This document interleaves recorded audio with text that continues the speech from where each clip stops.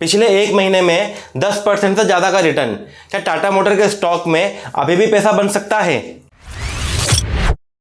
नमस्कार दोस्तों, मैं हूं Amit Holkar, NISM qualified research analyst and finance content creator. आज के इस वीडियो में हम बात करेंगे टाटा मोटर स्टॉक के डिटेल में फंडामेंटल एनालिसिस के बारे में। दोस्तों, वीडियो के अंत में आप ये समझ पाएंगे कि आपको टाटा मोटर के स्टॉक में इन्वेस्टमेंट करना चाहिए या नहीं करना चाहिए। तो वीडियो बहुत ही इंपॉर्टेंट होने वाला है। दो चीज़ें आपको बता देता हूं कि यहाँ पे कोई स्टॉक टिप्स नहीं दे रहा हूं, मतलब कोई रिकमेंडेशन नहीं है कि आप बाय करो सेल करो। जो एनालिसिस मैं आपको बताऊंगा वो बिल्कुल जेन्युइन है। मनी कंट्रोल और वैल्यू रिसर्च, ये दो वेबसाइट से डेटा मैं यहाँ पे लिखूंगा आपके सामने, और डेटा जो कहता है उसके हिसाब से आप डिसीजन लीजिएगा कि आपको क्या करना है। लिंक दोनों वेबसाइट का नीचे डाल दिया है डिस्क्रिप्शन बॉक्स में, आप वहां पर जाकर इस डेटा को जो मैं अभी लिखने वाला हूं बिल्कुल वेरीफाई कर सकते हैं। चलिए वीडियो शुरू करते हैं। आप स्क्रीन पर देख सकते हैं दोस्तों, टाटा मोटर स्टॉक की जो मार्केट प्राइस थी वो थी 708 रुपये। 9 मई को जो क्लोजिंग हुआ था उसके हिसाब से नेट प्रॉफिट इसका रिकॉर्ड किया गया था 8373.8 करोड़ रुपीस। बिल्कुल लेटेस्ट डेटा है, 8373 करोड़ रुपए। बहुत ज़्यादा अच्छा सॉलिड नेट प्रॉफिट यहाँ पे दिख रहा है। EPS अगर हम इसकी बात करें तो EPS था इसका 93.48। EPS दोस्तों क्या होता है? Earning per share. मतलब जब आप एक स्टॉक बाय करते हैं टाटा मोटर्स का तो कंपनी उसके ऊपर कितना अर्न करती है, तो 93 रुपीज़ बहुत ज़्यादा अच्छा होता है। 93 रुपीज़ बहुत ज़्यादा पॉजिटिव है कंपनी का फंडामेंटल के लिए। नेक्स्ट है इसका पी रेशो, जो इसका था 8.21। देखिए दोस्तों, पी रेशो होता है प्राइस टू अर्निंग रेशो। इसका मतलब ये होता है कि जब आप कंपनी का एक स्टॉक बाय करते हैं तो इसका मतलब है कि आप उसको 8 रुपये देने के लिए रेडी है, मतलब 1 rupees is equal to 8 rupees. तो पी रेशो जितना कम होता है इसका मतलब ये होता है कि स्टॉक उतना ही अंडर वैल्यूड है। इसको कंपेयर करते हैं इंडस्ट्री पी से। इंडस्ट्री पी है 26.57।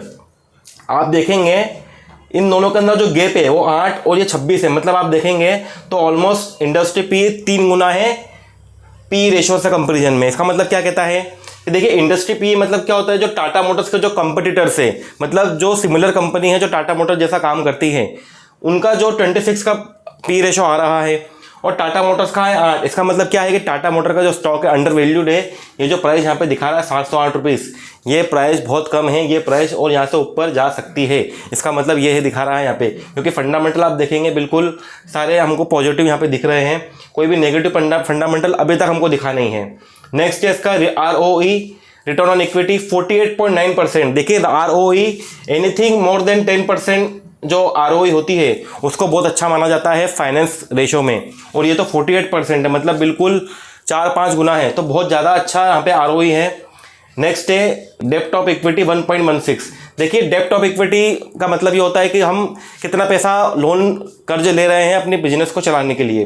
तो जितना हम पैसा कम लेंगे उधार उतना अच्छा है, क्योंकि ये इंडिकेट करता है कि कंपनी के पास में सरप्लस कैश अवेलेबल है बिजनेस को चलाने के लिए। तो देखिए 1.16 मतलब आप ये एनीथिंग लेस देन 1 इसको अच्छा मानते हैं, बट 1.16 इतना ज़्यादा भी नहीं है। अगर ये 3 से ज़्यादा होता तो उसको हम बोल सकते थे कि नेगेटिव है, बट ये 1 के आसपास ही है, तो ये मॉडरेट है, ना नेगेटिव है ना पॉजिटिव है। नेक्स्ट है हमारा डिविडेंड यील्ड, जो दिखा रहा है 0.85%। डिविडेंड यील्ड सिंपल शब्दों में अगर आपको बताऊं तो ये होता है कि 100 रुपये, जब भी 100 रुपये का कंपनी को प्रॉफिट होता है तो वो अपने स्टेक होल्डर, शेयर होल्डर जिन्होंने टाटा मोटर स्टॉक के बाय कर रखा है उन लोगों को 0.85 रुपीज़ देती है जब 100 रुपये का प्रॉफिट होता है तब। वीडियो अभी ख़त्म नहीं हुआ है दोस्तों, वीडियो बहुत ही इंपॉर्टेंट है। शेयर होल्डिंग पैटर्न यहाँ पे बहुत इंपॉर्टेंट होता है किसी भी स्टॉक को बाय करने के लिए। प्रमोटर्स की अगर बात करें तो प्रमोटर्स 42.58% है इसके अंदर शेयर होल्डर। देखिए किसी भी कंपनी के जो प्रमोटर्स होते हैं वो होते हैं कंपनी के स्टेक होल्डर, मतलब जिसका कंपनी में पैसा लगा होता है।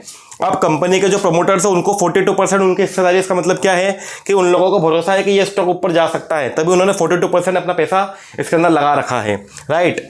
नेक्स्ट है पब्लिक 20%। पब्लिक मतलब मेरे जैसे आपके जैसे जो आम जनता होती है, जो रिटेल इन्वेस्टर्स हैं, वो है 20%। मतलब उनको भी भरोसा है कि टाटा मोटर का स्टॉक यहाँ से रिकवरी करेगा और ऊपर की तरफ जाएगा। नेक्स्ट है FII, 17% लगा रखा है FII, फॉरेन इंस्टीट्यूशनल इन्वेस्टर्स। जो इंडिया के बाहर के जो कॉर्पोरेट बॉडी है, जो इंडिया के बाहर के जो लोग हैं, जो फाइनेंशियल बॉडी है, उन लोगों ने भी पैसा लगा रखा है, और कितना 17%, बहुत हायर नोट पे है, काफ़ी अच्छा रिजर्व करता है। तो देखिए इंडिया के बाहर के लोग भी पैसा लगा रहे हैं टाटा की कंपनी में। इसका मतलब क्या है कि लोगों को ट्रस्ट है कंपनी के ऊपर। नेक्स्ट है DII, मतलब जो इंडिया के अंदर के जो कॉर्पोरेट बॉडी है, जो SIP म्यूचुअल फंड जो पोर्टफोलियो मैनेजर्स है, उन लोगों ने भी 17.2% पैसा लगा रखा है। तो ये भी काफ़ी प्रोमिजिंग नोट है, इनको भी भरोसा है कि स्टॉक यहाँ से ऊपर जा सकता है, तभी इन लोगों ने इसके अंदर 17% की हिस्सेदारी ली है। नेक्स्ट है अदर्स, जो 2.3% है।